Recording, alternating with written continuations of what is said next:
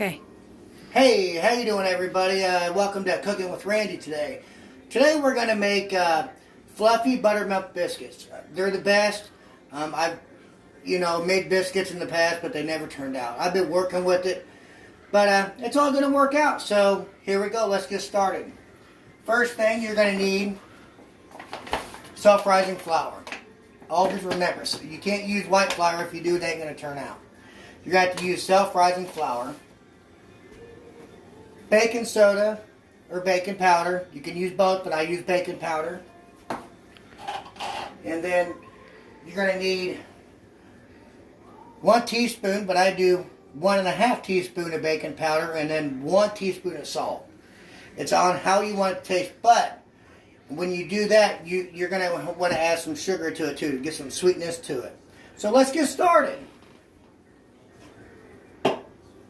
First, I cut my butter up. You're going to need a block of butter. Okay? So, I already did all that. I already added all that in. Okay? Now, I'm going to go get my buttermilk and get it out and get it going. Oh, Sissy's up.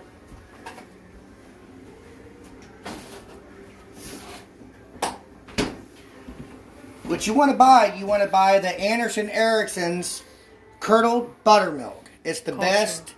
It's good. What you'll need for that, but before you put that in, don't jump the gun, okay? Because I about did it, so don't jump the gun.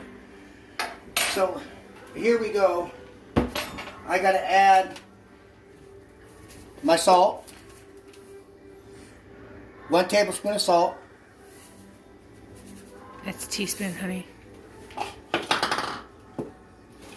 Sorry guys, tablespoon. My wife just corrected me on it.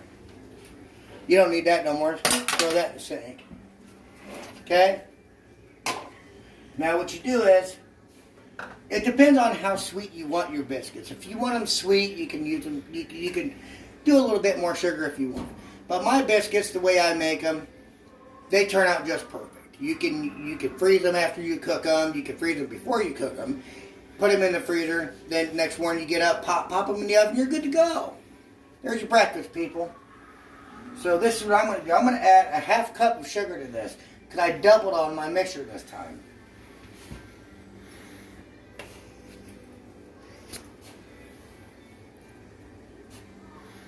You don't want to go too much with it. There you go. There's your 1/2 cup sugar. Okay?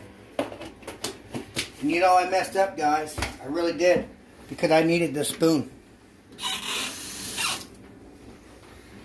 We'll just shake it off just a little bit and we'll get going. Okay, guys? Alright. Being I doubled up on all the ingredients I got in here, okay? I'm going to put 1.5 teaspoon of baking powder in my biscuits here. 1. If you ain't got a small one that's a 1/2, hey, you know what? Eyeball it. I do. Bam. It works. Okay. So this is the next thing we do. Close that up just for a second here. We're going to take a fork. You can use a fork. You can use a pastry handle. What a pastry handle is, it's a handle, and it looks almost like a mashed potato, masher, but it's not. It's for pastries, and you just smash it up however you want it. And you just get the. You got to do it. I mean, a lot of people say freeze it, but I don't. I don't put it in the freezer for no 10 minutes because if you do that, yeah, it turns it yellow. That's what you want. But even without doing it, the butter will bring in the color of the biscuits itself. Here, I'll show you guys real quick, guys. These are the biscuits I just made about 15-20 minutes ago. Okay? Look how flaky these are, guys. I mean, they're really good. And the way I did this, I put flour on the top of it to get that golden brown.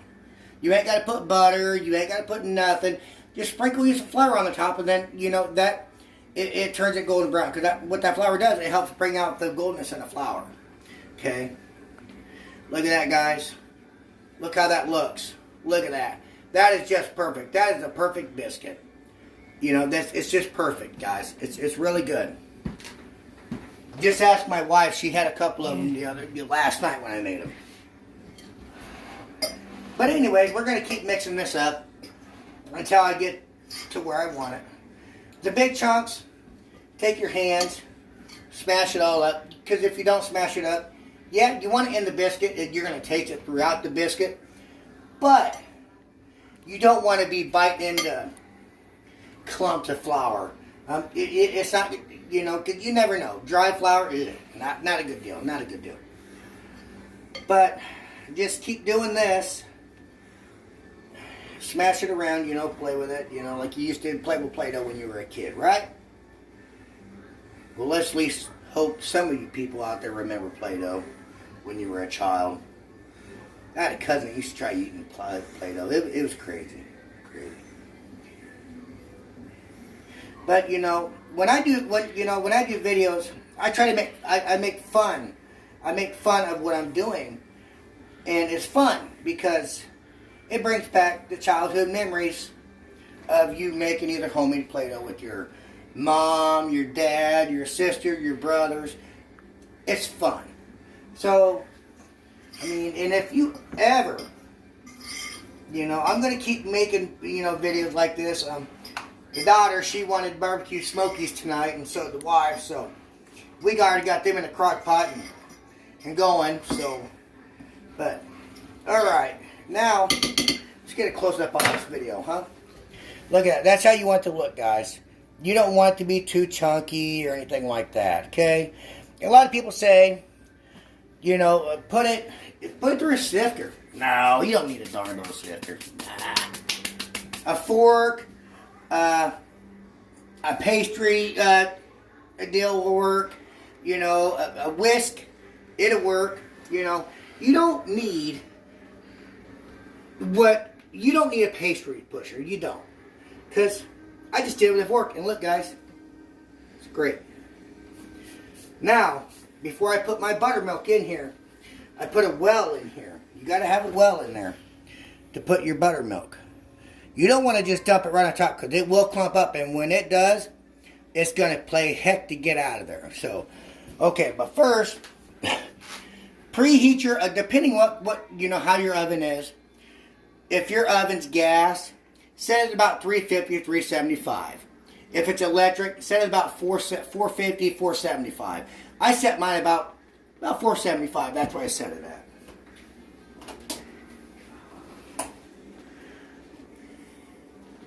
And that's where you want it to go. Always make sure you ain't got nothing in the oven, guys. Nothing in there. You're good to go. Okay, now, because like I said, I doubled up on everything. So I'm going to do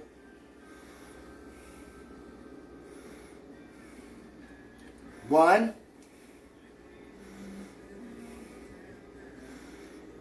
two, and not even a full cup of the buttermilk on the last of it. So you might as well say it's 2.5 cups of buttermilk. Put this back in the fridge so it don't go bad. You can use any kind of spoon to stir this up. Any kind, which one you want. Keep stirring. Don't worry, it's going to be sticky. Don't worry about that. But it all turns out. You can't just give up.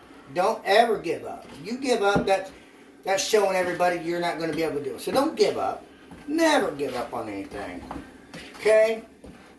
If it looks like that, which it will, add some more flour. There you go.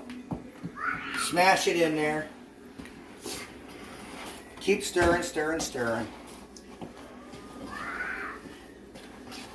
But what a lot of people don't fail to say about when they do these videos on, you know, their biscuits and all that, they always say, oh, well, this is how you got to do this. No. You do it your way, okay? But they still turn out, and they turn out awesome. Guys, don't listen to them. Don't. Because it's, you listen to them, then you're like, well, I should have, did it my way. But, hey, you know what? In my eyes, you got to learn. Everybody is not going to make a perfect biscuit. Okay, guys? Then when you roll these out, I don't have a biscuit cutter. My wife, she drinks Diet Coke. I just cut the top off of it. Hey, it works every time. You can use anything, but it's got to have a hole in it at the end to release the air. Because you use a cup, you can feel that pressure of that air pushing up on that cup. Don't ever do that. Don't use a cup. Find a bottle, take the lid off, cut the top off. Hey, there you go. You ain't got to go pay $10, $15 for your cutters. Now me, I got to add a little bit more flour, okay? But just keep stirring. And then once you know it's good, you may feel it wet in there a little bit. Get in there, push in, push down. Knead it. Do what you got to do. Okay? Yeah, it's still sticky a little bit, so this is what we'll do.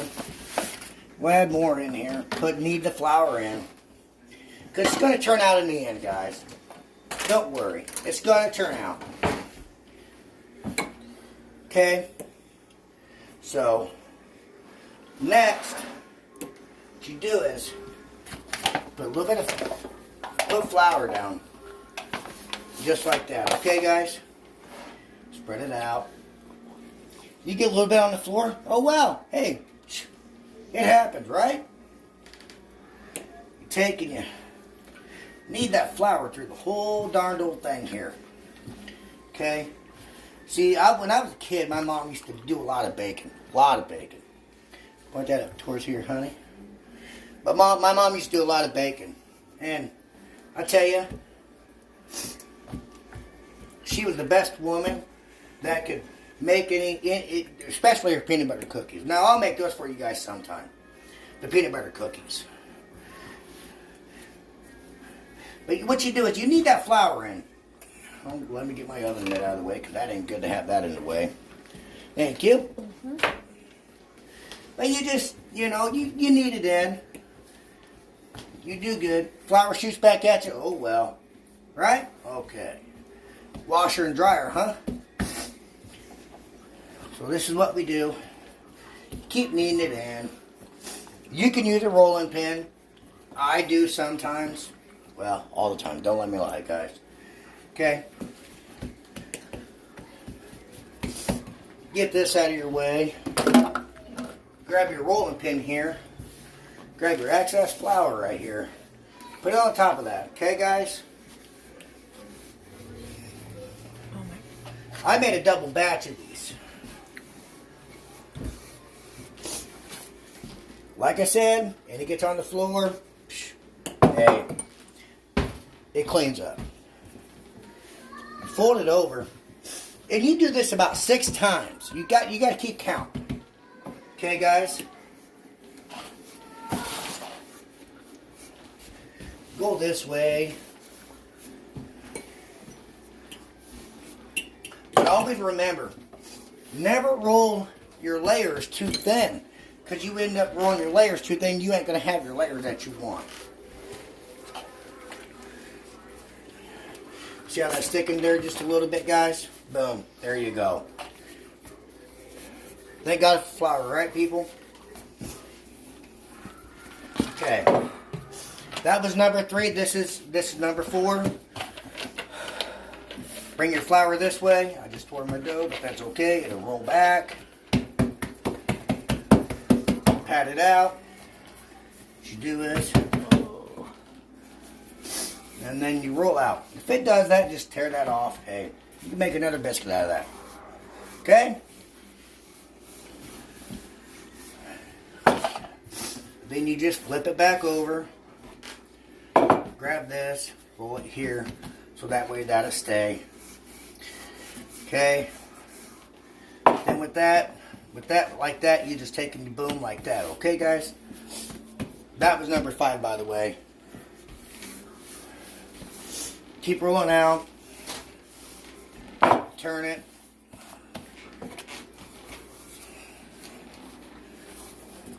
Okay. Roll it again. That's number 6. Okay, don't do it no more than that. You can if you want, but it ain't going to come out right. Turn it. Bring this out.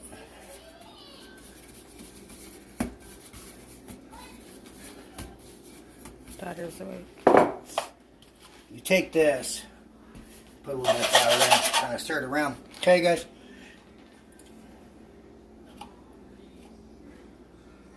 Then you punch your biscuits out. See that? That's how they're going to turn out, guys. That's how you want them to turn out. Same again. Look at that, guys. Them are your layers.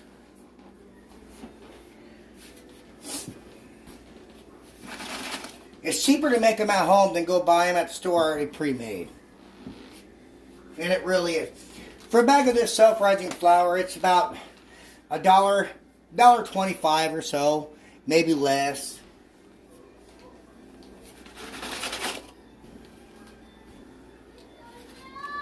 But you make them, and then Mom always had a saying, want not, waste not. Well, you wasted in my house when you was a kid, you were in trouble. Big trouble.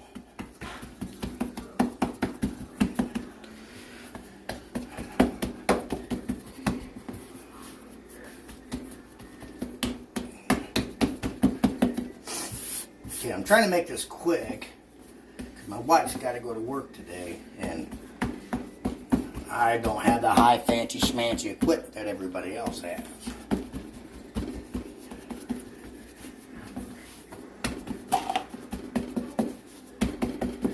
You just, you know,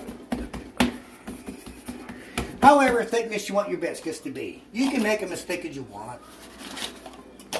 Me, now that's a biscuit, people. Look at that. Look at that. I'm going to make 6 of these. This one, it's not going to be round, but it's going to be round enough. Okay? Look at that. Look at that. It's already wanting to fall apart. I ain't even baked them yet, guys. What's up with that? Okay, now I'm going to put these in the oven. After, take just a pinch of flour, guys. Pinch. Rub them on the top of your biscuits, okay? Put these in 12 to 15 minutes, no longer. But guys, this is what your biscuits are going to turn out to be right here. They're really good. Hey, if they get big like that, so be it, you know. They're still edible, but that's what your biscuits are going to turn out to be. You know, so hey, give it a shot, guys. Thank you for watching Cooking with Randy. I'll be back with plenty more. Thanks, guys.